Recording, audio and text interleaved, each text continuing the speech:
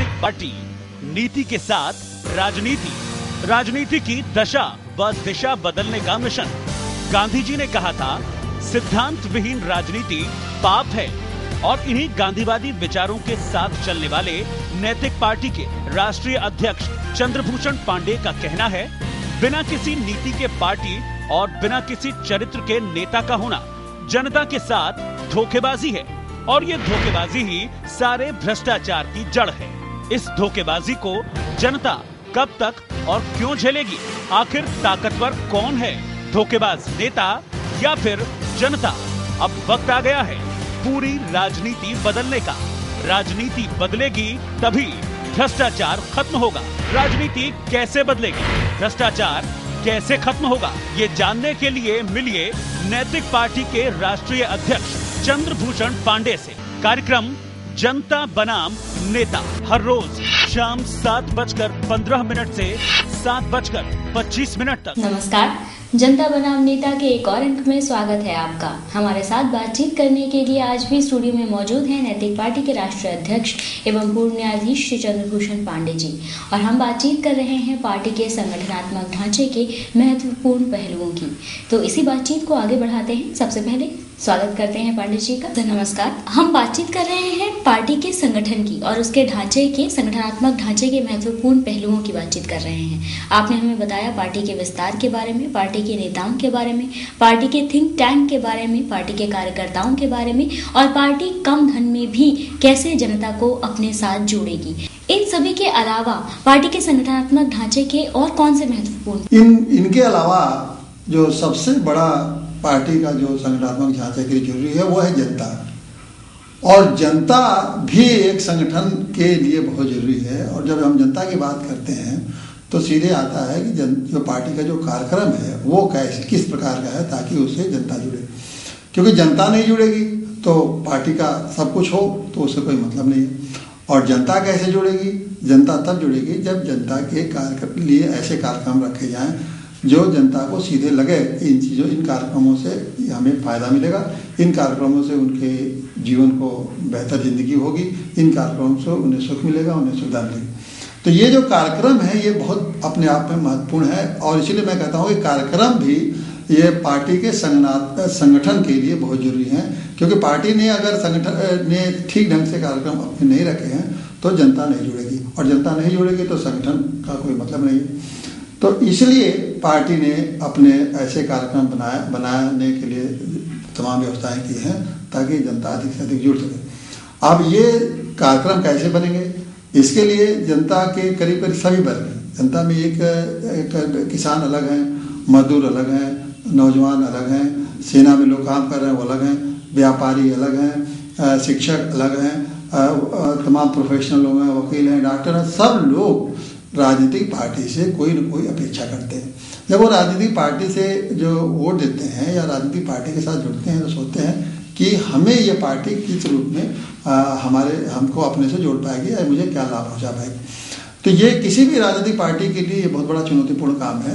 और इसीलिए जब राजनीतिक पार्टियां और खास करके जब नैतिक पार्टी जब भी विचार करेगी कार्यक्रमों के बारे में तो देखेगी कि उसके कार्यक्रम किन किन वर्गों के लिए क्या क्या ये पार्टी कर सकती है और उनके लिए ये पार्टी करेगी। आजकल समाज में एक बहुत बड़ा एक वर्गीकरण हो गया है, और मैं समझता हूँ ये वर्गीकरण नहीं होना चाहिए लेकिन हो गया है, और वो वर्गीकरण है कि अगड़े, पिछड़े और अनुसूचित जाति। तो लेकिन अब इन वर्गीकरण करने वाले तो करके चले गए, लेकिन आने वाले समाज में आने वाले जो राजनीतिक पार्टियां हैं उनको इन चीज़ों को मुकाबला करना पड़ेगा।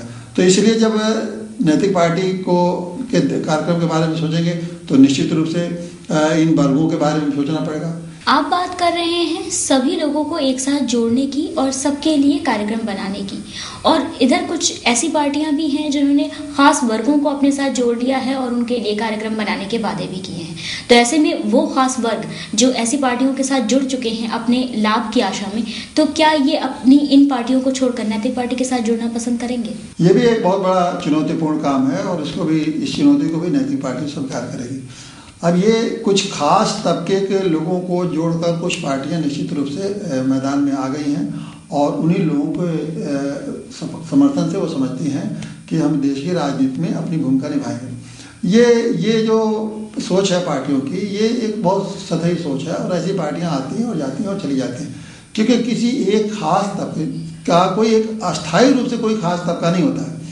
आज किसी ने ये कहा कि हम बैकवर्ड के नेता हैं, बैकवर्डों को जोड़कर हम राजनीति करेंगे, लेकिन बैकवर्ड हमेशा बैकवर्ड तो रहेगा नहीं। उस बैकवर्ड को जब उसकी माली हालत बेहतर होगी, उसके अंदर शिक्षा पहुंचेगा, उसके अंदर और संपन्नता आएगी, तो वो बैकवर्ड से अपनी उसकी हैसियत जो है, उसकी लिविंग स्टैंडर्ड है, उसके रहन सहन है, वो फॉरवर्ड स्तर का हो जाएगा।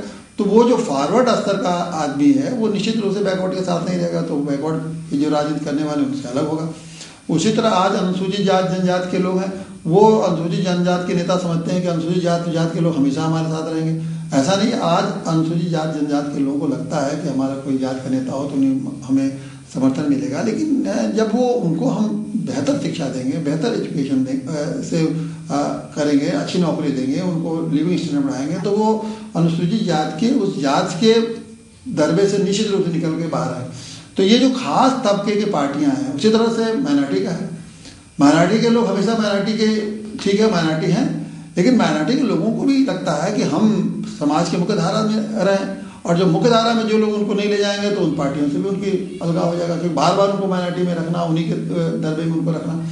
तो ये जो सोच है ना, ये टुकड़े टुकड़े की जो सोच है, उसमें हमेशा स्थिरता नहीं रह सकती कि एक बार जो टुकड़ा बन गया वो हमेशा उसी टुकड़े में रहेगा, उसी दरबे में रहेगा। सब लोग निकलना चाहते हैं, सब आगे बढ़ना चाहते हैं।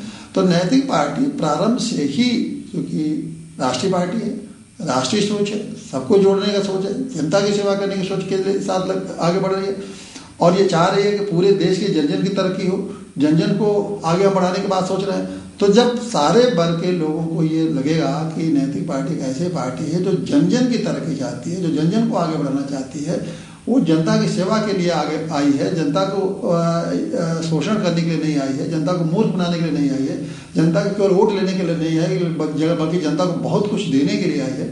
तो मैं समझता हूँ कि एक पूरा एक माहौल ऐसा बनेगा कि जो छोटी छोटी कुनबे वाली पार्टियां हैं, उनके लोग उन कुनबों को छोड़कर नैतिक पार्टी से जुड़ेंगे, और एक ऐसी मुख्य धारा बनेगी जिसमें पूरे देश में नैतिक पार्टी को लोग स्थापित करेंगे।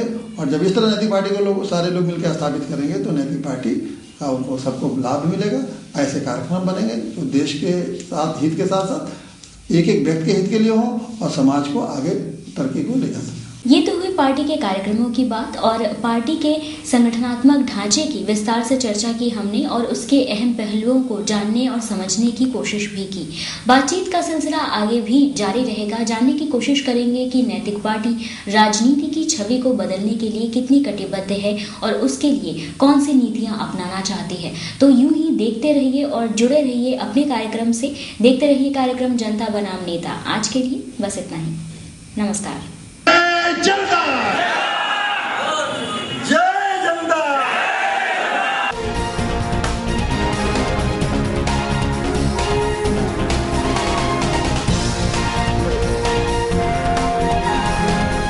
नैतिक पार्टी, नीति के साथ राजनीति, राजनीति की दशा व दिशा बदलने का मिशन। गांधी जी ने कहा था, सिद्धांत विहीन राजनीति पाप है, और इन्हीं गांधीवादी विचारों के साथ चलने वाले नैतिक पार्टी के राष्ट्रीय अध्यक्ष चंद्रभूषण पांडेय का कहना है, बिना किसी नीति के पार्टी और बिना किसी चरित्र के नेता का होना जनता के साथ धोखेबाजी है, और ये धोखेबाजी ही सारे भ्रष्टाचार की जड़ है। इस धोखेबाजी को जनता कब तक और क्यों झेलेगी? आखिर ताकतवर कौन है, धोखेबाज नेता या फिर जनता? अब वक्त आ गया है पूरी राजनीति बदलने का। राजनीति बदलेगी तभी भ्रष्टाचार खत्म होगा। राजनीति कैसे बदलेगी, भ्रष्टाचार कैसे खत्म होगा, ये जानने के लिए मिलिए नैतिक पार्टी के राष्ट्रीय अध्यक्ष चंद्रभूषण पांडेय से। कार्यक्रम जनता बनाम नेता हर रोज शाम 7:15 से 7:50